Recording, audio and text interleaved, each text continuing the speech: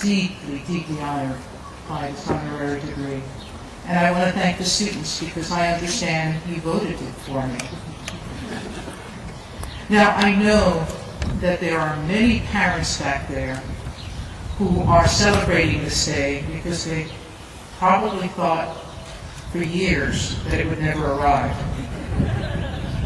And I also know that for many of you it's a day filled with an enormous conflict of emotions.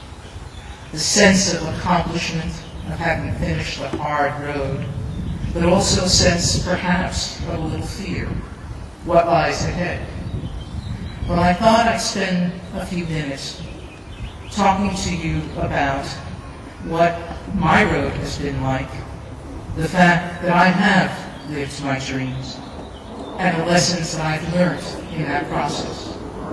It is the lesson that I hope to leave you with. It is a topic that among many of the speakers have spoken about today, and I hope that you will take it with you and remember it through your long road ahead.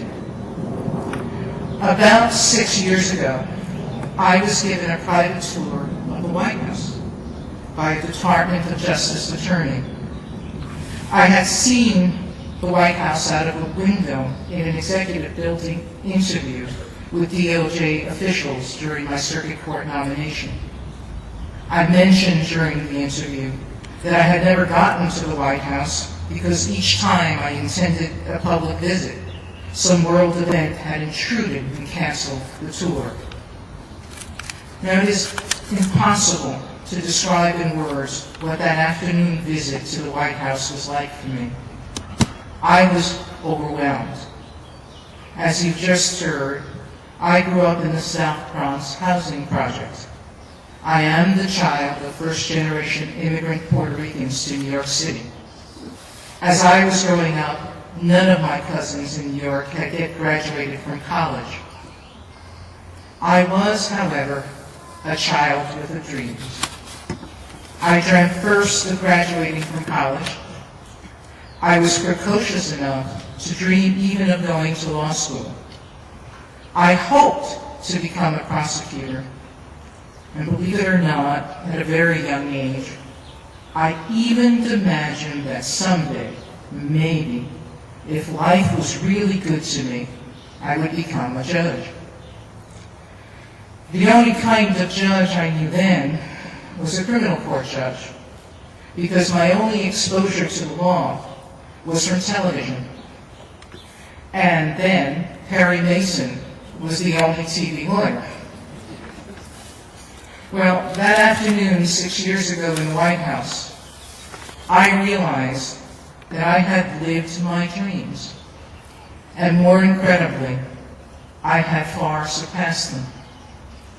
With the aid of family and friends, I graduated from both college and law school, attending some of the finest institutions in the land. I have often described my first week at Princeton as a visitor landing in an alien country. Yet, I made it through my schooling, and I even got to be a prosecutor in one of the finest prosecution offices in the world under Bob Normanthal. I traveled the world in private practice as an international commercial lawyer. I didn't become a criminal court judge, but I did become a federal district court judge.